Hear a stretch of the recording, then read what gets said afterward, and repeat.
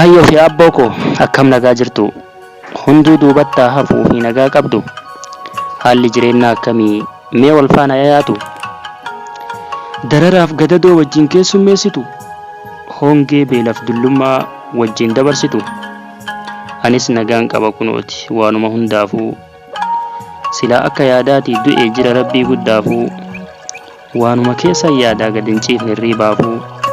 Hamtuun isiniif bahe dursee anaaf haa dhufu.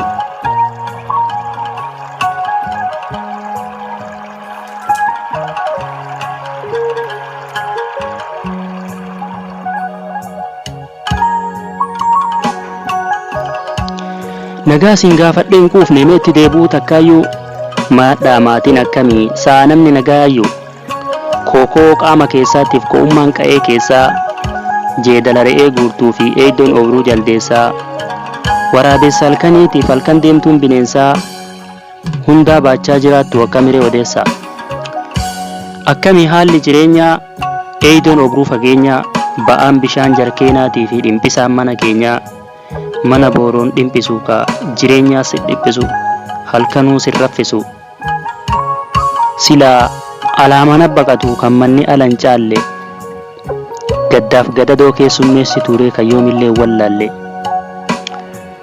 ilmoo harka qabataa qoraan duydatti baattu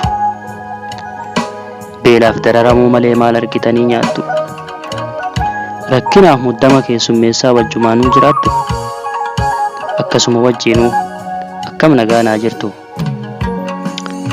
akkasuma wajjiinuu jiraachuu dadhabdanii rakkoo jireenyaa qofaamii namaanuu roorrifamtanii jiraachuuf rakkoo keessummeessaa sanuuyyuu saamamtanii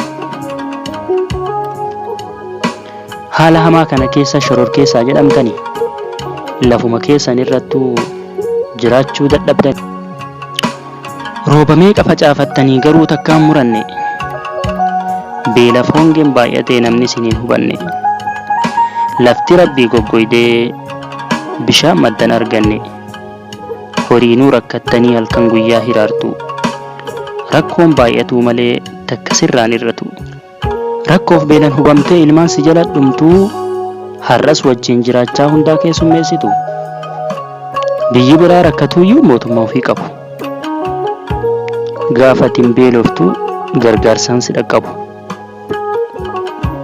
gaafatiin dheebotte bombaa baasee si dhaabu yoo ofiin qabaanneeyyuu addunyaa si lallabu kennammoo si qarqaaru miti rakkinaanuu si eeggatanii gaafa rakkattee beekan dhufanii si roorrisanii hunduu duubattaa fuulakka ofii argeettanii mee waa isin gaafadhuu waa'ee jalqaba seenaa keessanii ka ijaarama bultii jalqabaa ka walit dhufuu keessanii gaafa mana walit jaarattan keessan abdiin guutamtanii akkana jettanii laata of keessatti abjattanii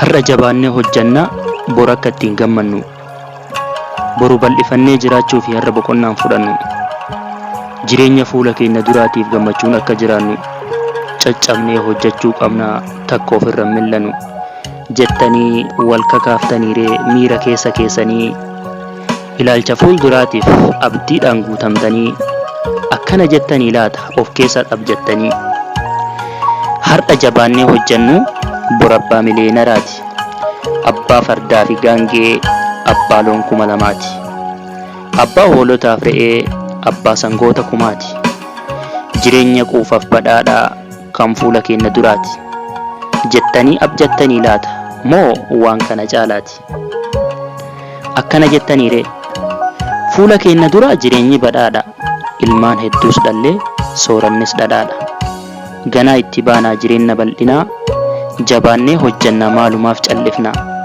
jettanii abjattanii gaafa bultii jaartan moo waan kanaa oliitiif kana caalu abjattan garuu kana diddee jiruun faallaa garagalte akka yaadan dhiiste akka yaanneen dhufte abjuun tee ganamaa karaan taane kufte jiraachuu jalqabdee jireenya gadadoo jiruu muka tuxii jiruu qurxummii madoo yoomuu boohaa jiraattu akka adaamii ollaa agamsaa barana yoo jettanis bara baraan dabarsaa osuma jiraattuu jiruu atiin feene sitti jijjiiramtu jiruun atin eegne akka ittiin eegnetti ilmaan 9 dhaltee jiruu gaddaaf yaaddoo keessummeessaas geette.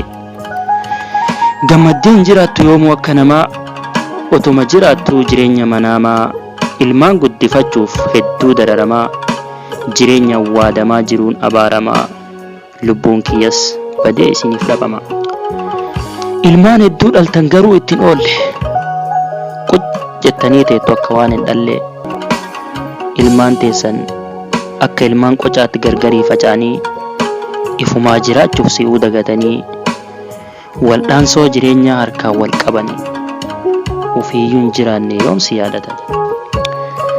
Isan osoma jiraattan jireenya hadhaawaa katakkaan dhandhamanne dhandhama mi'aawaa dullummaan si qabde hadhoofte jiruunuu du'ee haa baduutii bakka ta'aninuu. Rakkinni siif dhufe anumaan haa bahu balaan si qabates narra wal haa gahu. Fayya dhabi kan kee anatti haa taru yaanni si qabates ana haa dararu.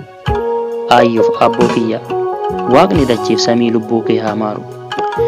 Kanatu na cinqee ani hirriiban qabu akkam haa ta'uu tiiree yoo yaadee dadhabu osoo sumaaf yaaduu karaa kufee cabu.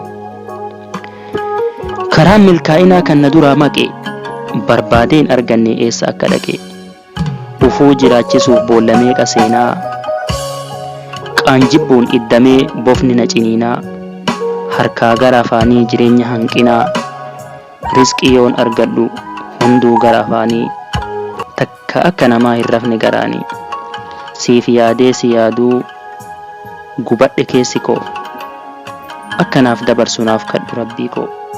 Bal'innan mul'ataa fuula keenya duraa wamaan dhiphatinaa rabbitu nuuf jira karaan milkaa'inaas rabbitu nuu hira. Furtuu waa hundaatu harka isaa jira umrii naaf dheeradhaa waggaa 1000 guutuu keessaa isin haa baasu isan dhibu hunduu.